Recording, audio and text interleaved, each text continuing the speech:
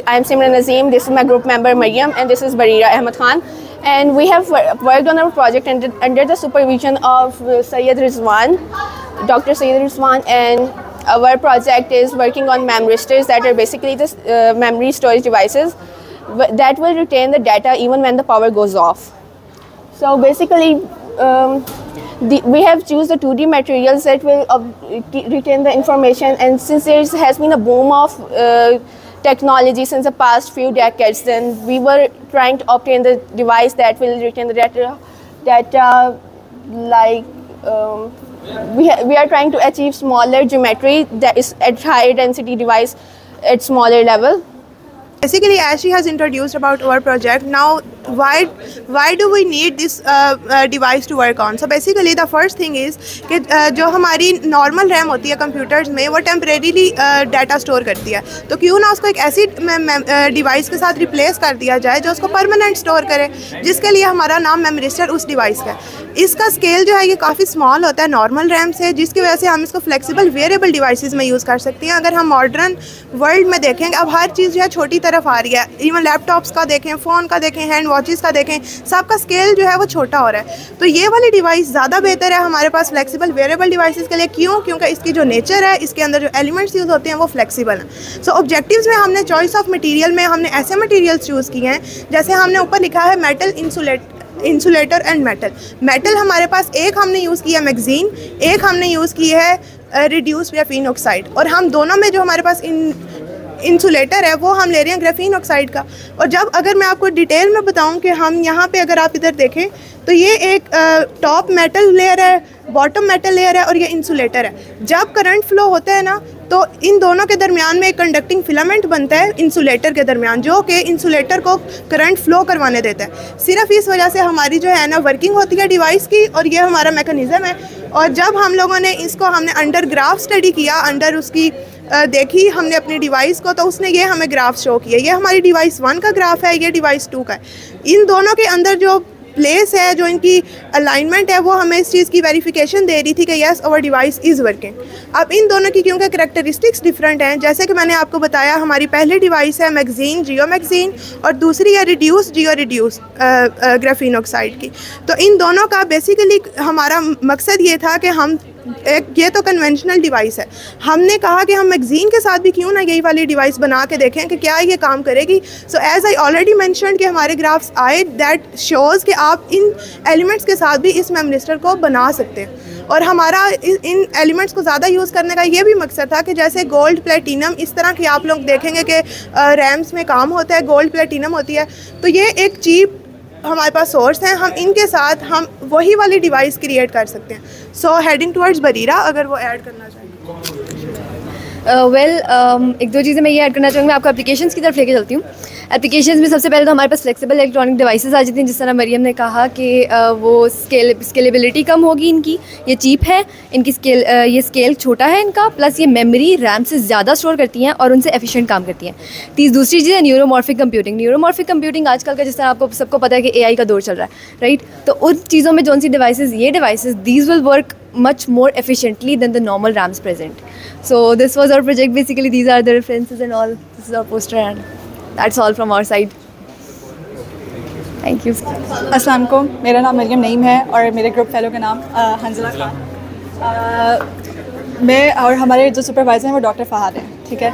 तो हमारा project basically इस पर है कि अब हम किसी भी प्रोडक्ट को डिज़ाइन करते हैं तो डिफरेंट मेथड्स के ज़रिए करते हैं, उसके डिफरेंट रूट्स होते हैं एक उस मेथड को डिज़ाइन करने के लिए, उस प्रोडक्ट को तक पहुंचने के लिए, ठीक है। तो हमारा प्रोजेक्ट बेसिकली इसी तरह है कि एक जैसे कि हमने जिंक ऑक्साइड मेटल ऑक्साइड्स पे काम किया हुआ है, उस पर काम करने के लिए हमें मतलब किन किन रूट्स पे मतलब पॉसिबिलिटीज़ हैं। पॉसिबिलिटीज़ तो बहुत ज़्यादा हैं, लेकिन हमने 3 मेथड्स उठाए हैं, 3 मेथड्स पिक किए हैं, एक मॉफ डिराइव, हाइड्रोथर्मल और कोप्रेसिपिटेशन, ठीक है। मतलब हम बेसिकली ये बताना चाह रहे हैं कि डिफरेंट रूट्स का इम्पैक्ट जो है किसी भी प्रोडक्ट के प्रॉपर्टीज़ पे क्या होता है, ठीक है। कि मतलब तो हमने बेसिकली मेटल ऑक्साइड्स वो डिज़ाइन किया, मटेरियल बनाया है, सिंथेसाइज़ किया, जिसमें हमारे पास ये हमने क्यों किया, क्योंकि इसकी प्रॉपर्टीज़ जो हैं बहुत ज़्यादा वर्सेटाइल हैं और ये इसकी प्रॉपर्टीज़ को ट्यून किया जा सकता है और इसका बैंड गैप बहुत ज़्यादा है और उसका वाइड है और बहुत से एप्लीकेशंस में ये हमारे लिए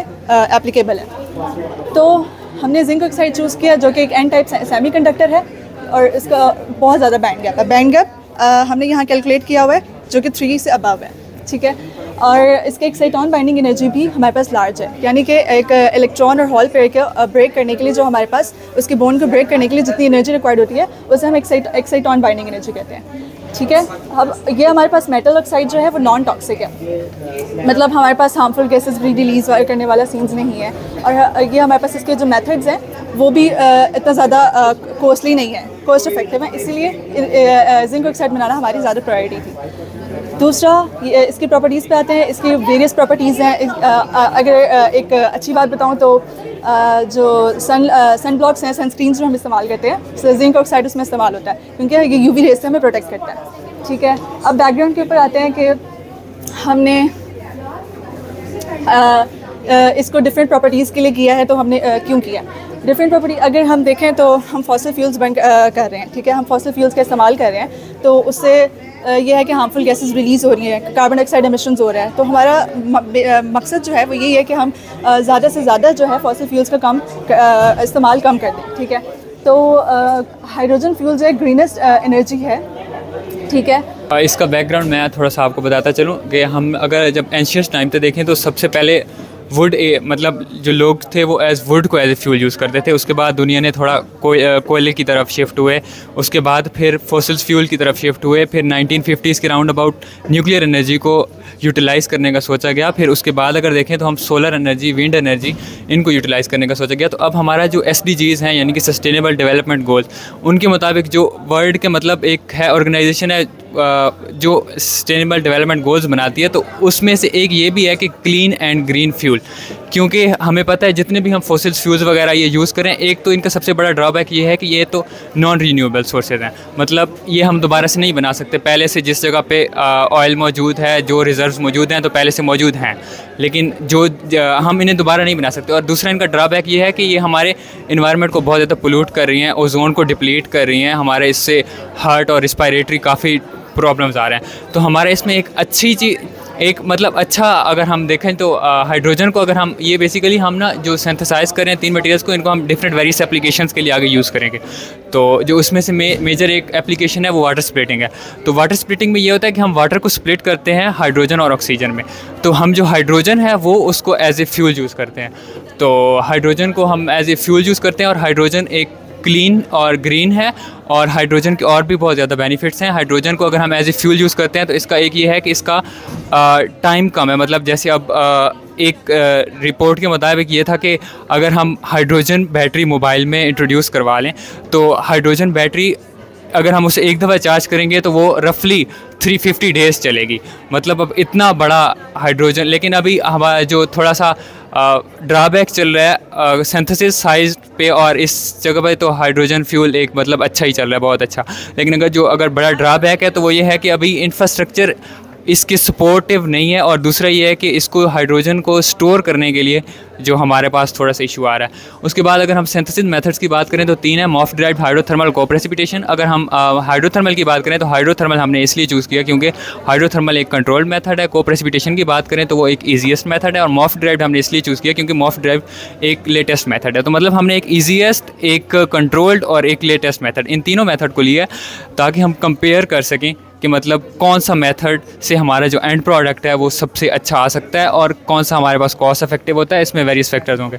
तो ये हमारे पास इसके बाकी रिजल्ट्स वगैरह हैं। ये इसकी XRD है, ये हमने जो JCPDS का डेटा है उससे मैच किया, तो हमारा मतलब इससे XRD से बेसिकली पता चलता है कि क्या हमारा मटेरियल वही है।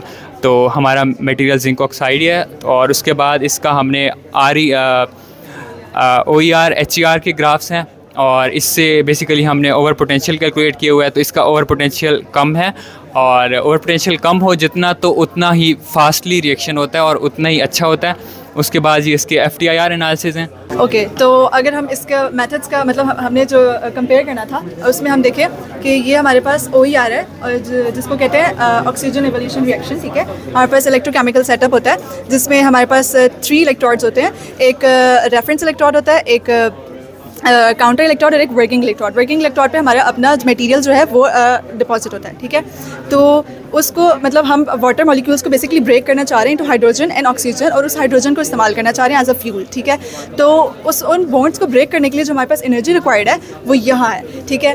और वो ये है 330 मिलीवोल्ट एंड 386 मिलीवोल्ट, ठीक है, एट द 10 करंट डेंसिटी, ठीक है।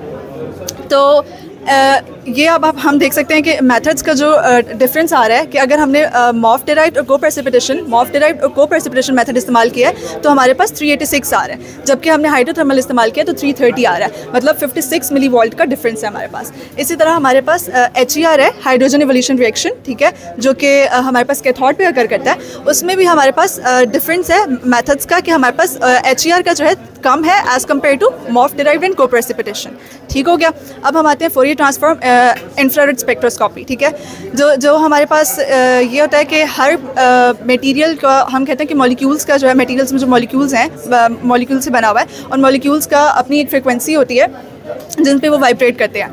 तो अब अगर हम एक नेचुरल फ्रिक्वेंसी होती है जिसे रेजोनेंस फ्रिक्वेंसी कह रहे हैं होते हैं हम लोग, अगर हम इंफ्रारेड रेज जो है उस पर बम्बार्ड कराते हैं तो उनकी जो स्ट्रेचिंग या फिर उनकी बैंडिंग वाले उसमें जो कहते हैं कि हम वो डिफरेंस आता है। तो मतलब वो इंफ्रारेड रेज जो है वो एब्जॉर्ब करता है और उसका जो वाइब्रेशंस हैं वो चेंजेस होती हैं, ठीक है। तो ये वेव नंबर है जो कि एनर्जी के से रिलेटेड होता है, और ये ट्रांसमिटेंस है जो हमारे पास बता रहा होता है कि हम उस मटेरियल ने, उस मॉलिक्यूल्स ने कितनी इंफ्रारेड जो है वो एब्जॉर्ब किया है। इंफ्रारेड हीट की फॉर्म में भी होता है, ठीक है। ये हमारे पास इसी के रिजल्ट्स हैं OER टेफल स्लोप और HER टेफल स्लोप। ये हमें ये बता रहा है कि हमारा जो ये रिएक्शन अकर किया है वाटर मॉलिक्यूल्स को ब्रेक करने में वो कितना स्पीडीली किया है, कितना फास्ट है, ठीक है। ये उसका है किसका, हाइड्रोथर्मल का, और ये को प्रेसिपिटेशन मॉफ का। इसमें भी देखें तो हमारे पास स्पीडीली जो रिएक्शन अकर किया है वो हमारे पास हाइड्रोथर्मल ने किया है, और ये हमारे पास HER का टेफल स्लोप है जो हाइड्रोजन इवॉल्व हुआ है। ये हमारे पास UV विजिबल है, UV विजिबल स्पेक्ट्रोस्कोपी के रिजल्ट्स हैं जिससे हमने कैलकुलेट किया band gap. UV visible spectroscopy क्या होती है, बेसिकली हम UV अपने मटेरियल पे UV लाइट फॉल करा रहे होते हैं और मटेरियल का देखते हैं कि हम उससे बैंड गैप कैलकुलेट करते हैं कि कितना वाइड है उसका बैंड गैप, कितनी उसमें एब्जॉर्ब करने की कैपेसिटी है उसको UV लाइट को, ठीक है। मॉफ डिराइव्ड के केस में हमारे पास 3.02 है और हाइड्रोथर्मल के केस में 3.18 है। सबसे ज़्यादा जो बैंड गैप है वो भी हमारे पास हाइड्रोथर्मल सिंथेसिस से आया है। कंक्लूजन पे तो कंक्लूजन यही है कि हमारे पास जो रिजल्ट्स बेस्ट आए हैं वो हाइड्रोथर्मल सिंथेसिस के आए हैं। तो हाइड्रोथर्मल सिंथेसिस की वजह से भी हम कह सकते हैं, क्योंकि ये मेथड जो है हमारे पास ट्यूनेबल है। ये मेथड मतलब इनमें जो पार्टिकल साइज़ है वो ऑलमोस्ट सेम होता है। इसी वजह से हम कह सकते हैं कि हाइड्रोथर्मल मेथड जो है वो हमारे पास बेस्ट है। बैंड गैप, उसके HER, OER, उसके टेफल स्लोप, उसके EIS, GCD, चार्जिंग डिस्चार्जिंग, ये सब जो है बेस्ट रिजल्ट्स हैं compare to MOF derived and को precipitation method. Thank you. Assalamu alaikum. My name is Mohammad Kumail. My supervisor for the problem is Dr. Ali Paracha, and my co-supervisor is Dr. Shaheen Iqbal from NCP. The problem that I'll be dealing with will be the problem of overlapping formation times in realistic mediums. So first, what was the reason why I chose this problem is basically because in the early stages of the universe there was a medium called the quark-gluon plasma. And in order to understand the early stages, we need to model properly the medium.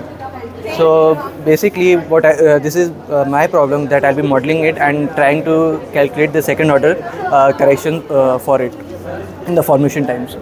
So how the quark-gluon plasma is made in laboratory and how do we test it is by heavy ion collisions. When two heavy ions like either lead or gold, when they collide at relativistic high speeds, there is an intermediate phase of matter that is the quark-gluon plasma, and the probes that we use to understand quark-gluon plasma and study it are the hard gluons, and we study it by basically checking how much energy do they lose while traveling through the medium.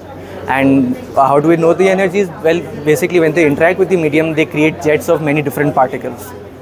So by understanding the jet and the energy loss, we can better model the quark-gluon plasma. And in order to properly model it, we'll be looking at formation times. What is formation time? Is basically the length within which we cannot say precisely when the gluon or any particle for that matter was emitted. And what happens is when there is extremely high density and gluons are traveling through the medium, they basically, at extremely high densities, different possibilities of emission of the particles, basically quantum interact with each other.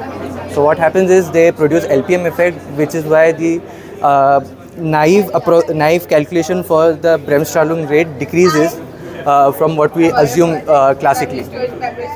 In this case, n is the number of particles, sigma is the cross section, and v is the velocity. It basically decreases from it. Now that's in the first order. In the second order, when there are two particles within the same formation time. So for that we'll be calculating the LPM effect, that is the Landau-Pomerantsev-Migdal effect. And in order to calculate that, we first need to understand the first order calculation which I have given here. And my problem is basically dealing with the second order, which we'll be soon calculating. And yeah, that's all for my project. Sir, my name is Lavish Kumar Aitisani. ये हमदान अहमद है और ये इफ़ा ज़हरा है और हम doctor Mubashir Jameel के साथ अपना प्रोजेक्ट कर रहे हैं, ठीक है। और हमारे प्रोजेक्ट का नाम है wormhole supported by Casimir energy in non commutative space time. अब हमारे प्रोजेक्ट का मेन मसला क्या है कि हम ये देख रहे हैं कि हमारे स्पेस टाइम की जो नेचर है या उसकी ज्योमेट्री है वो कम्यूटेटिव है कि नॉन कम्यूटेटिव है। अब आप देखेंगे कि सदियों से न्यूटन हो गया, ऑयलर हो गए और आइंस्टाइन हो गए, इन्होंने हमारी स्पेस टाइम की ज्योमेट्री थी वो कम्यूटेटिव ली थी, जिसकी वजह से हमारे पास फ्लूइड मॉडल्स आते थे। अब हमने क्या किया, हमने देखा है कि हम नॉन कम्यूटेटिव ज्योमेट्री लेके देखते हैं तो हमारे पास क्या रिजल्ट्स आते हैं, ठीक है। नॉन कम्यूटेटिव ज्योमेट्री लेते हैं तो हमारे पास क्या रिजल्ट्स आते हैं। अब नॉन कम्यूटेटिव ज्योमेट्री सुनने में तो इनएक्सेसिबल लगता है, लेकिन है इतना ही सिंपल, ये कम्यूटेटर जितना। अब ये कम्यूटेटर बेसिकली क्या कहता है कि आपके स्पेस टाइम में एक मिनिमल लेंथ एग्जिस्ट करती है, जिसका मतलब ये कि आपके पास अब पॉइंट्स एग्जिस्ट नहीं करेंगे, अब आपके पास एक डिस्क्रीट लेंथ एग्जिस्ट करेगी, ठीक है। और अब इसको हम फिज़िक्स में कैसे लेके आते हैं, हम क्या करते हैं कि हम एक ग्राउंड स्टेट का हार्मोनिक ऑसिलेटर उठाते हैं और उसको हम हल्का सा डिस्प्लेस कर देते हैं, तो हमें एक कोहेरेंट स्टेट मिल जाती है। और उस कोहेरेंट स्टेट का अगर हम देखते हैं कि पोजीशन ओवरलैप क्या आता है उसमें से, सो पोजीशन का ओवरलैप इस तरह का हमारे पास बन के आता है। अब पोजीशन हम कम्यूटेटिव स्पेस टाइम में उठा के देखें तो हमारे पास डेल्टा फंक्शन आता है कि लेट सपोज अगर दो पोजीशन सेम है तो हमारे पास डेल्टा 1 आएगा और दो पोजीशन डिफरेंट है तो डेल्टा 0 आएगा। लेकिन यहाँ पर डेल्टा फंक्शन नहीं, यहाँ पे तो एक्सपोनेंशियल फंक्शन है। और एक्सपोनेंशियल फंक्शन नहीं, ये गॉसियन डिस्ट्रीब्यूशन बन रही है, यानी आपकी दो पोजीशन अब इंटेंगल हो गई एक तरह से। अब इसका इफेक्ट ये कि आप -इन्फिनिटी वाला पॉइंट उठा लें और इन्फिनिटी वाला पॉइंट उठा लें, दोनों में कोई ओवरलैप रहेगा। कोई भी दो पॉइंट उठाएं, आपके पास पॉइंट सिस्टम ही नहीं रहा, आपका स्पेस टाइम फजी हो गया है, ठीक है। अब इस फजी स्पेस टाइम का जो साइंटिस्ट था हार्टलैंड स्नाइडर, जिसने इसकी बुनियाद रखी थी नॉन कम्यूटेटिव ज्योमेट्री की, उसने इसकी इसलिए रखी थी कि आपकी क्वांटम फील्ड थ्योरी में इन्फिनिटीज़ आ जाती हैं प्रोपेगेटर के अंदर हाई एनर्जी पे। अब ये हाई एनर्जी पे इन्फिनिटीज़ को ठीक करने के लिए एक बड़ा मसला है, और ये बड़ा मसला हल किया जाता है कि आप कोई रीनॉर्मलाइजेशन इस्तेमाल कर लो, कोई आप फंक्शन इस्तेमाल कर लो जो हाई एनर्जीज पे ज़ीरो हो जाए। लेकिन यहाँ पे क्या होगा, यहाँ पे आपके पास प्रोपेगेटर कट ऑफ दे रहा है, एक गॉसियन डैम्पिंग फैक्टर आ रहा है। अभी गॉसियन डैम्पिंग फैक्टर क्या करता है कि आपकी हाई एनर्जीज पे चले जाएं तो ये खुद ही ज़ीरो हो जाता है, ठीक है।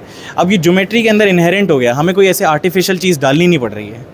अब हमने कहा कि ऐसी ज्योमेट्री के इतने फ़ायदे हो रहे हैं तो हम इसको फिजिकल ऑब्जर्वेबल्स में देखते हैं, और ऐसा हमने फिजिकल ऑब्जर्वेबल उठा के देखा कैसिमिर इफेक्ट, जिसमें हायर ऑर्डर पे डेविएशंस आ रही हैं, और वो अब इफ़त बताएगी।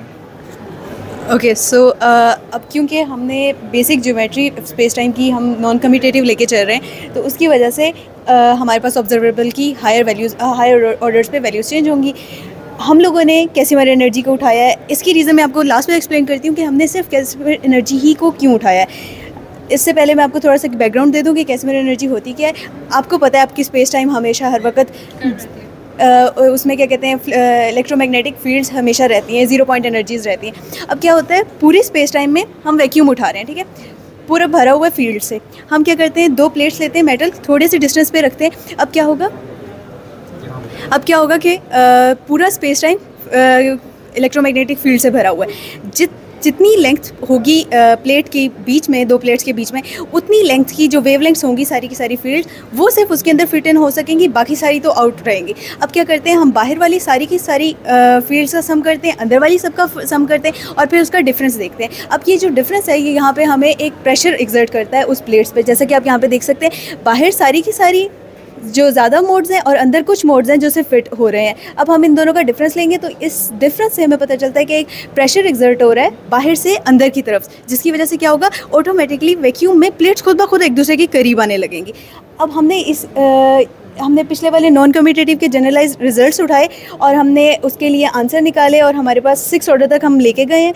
अब यहाँ पे जो अहम चीज़ है वो ये है कि हमारे पास आंसर जो है एनर्जी डेंसिटी का वो नेगेटिव आ रहा है। पूरे यूनिवर्स में कहीं पे भी आपको नेगेटिव एनर्जी नहीं मिलती सवाए यहाँ पे, और ये नेगेटिव एनर्जी आगे काम आएगी कंस्ट्रक्शन ऑफ वर्म होल्स के लिए, जिसके लिए अभी आपको हमदान समझाएगा।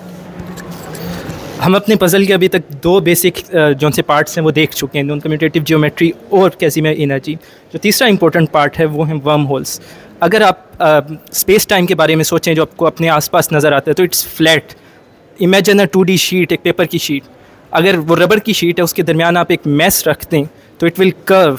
अब अगर वो मैस बहुत ज़्यादा हो तो इट विल कर्व इनफाइनाइटली। लेकिन देयर इज़ अनदर ऑप्शन कि जब वो इनफाइनाइटली कर्व हो तो वो दूसरी तरफ से दोबारा वाइडन होना शुरू हो जाए और वाइडन हो के वो दोबारा एक शीट का हिस्सा बन जाए। Something like this. एग्जांपल, इधर से कर्व हुआ और दोबारा एक अनकर्व होता गया। ये ज्योमेट्री तब ही पॉसिबल है अगर आपके पास नेगेटिव एनर्जी डेंसिटी हो, and we call this geometry a wormhole. Now इस वर्म होल को आप अगर एक नॉन कम्यूटेटिव स्पेस टाइम में देखें तो इसका स्ट्रेस एनर्जी टेंसर मॉडिफाई हो जाएगा। हमने ये कैज़िमिर एनर्जी को इस्तेमाल करते हुए, जो कि सिर्फ नॉन नेगेटिव एनर्जी डेंसिटी है, ये नॉन कम्यूटेटिव रिज़ल्ट जो हमने डिराइव किया था उसे इधर इस्तेमाल किया और इसके लिए चेंज्ड जो इक्वेशंस थी वो निकाली।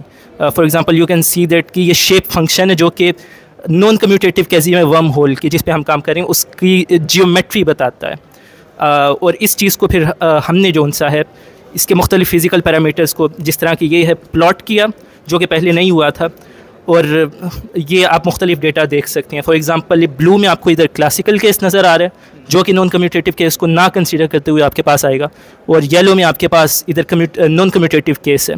एंड यू कैन सी कि बहुत ज़्यादा डिविएशन आ रही है अगर आप नॉन कम्यूटेटिव केस को कंसीडर करते हैं कैज़िमिर वर्म होल्स के लिए।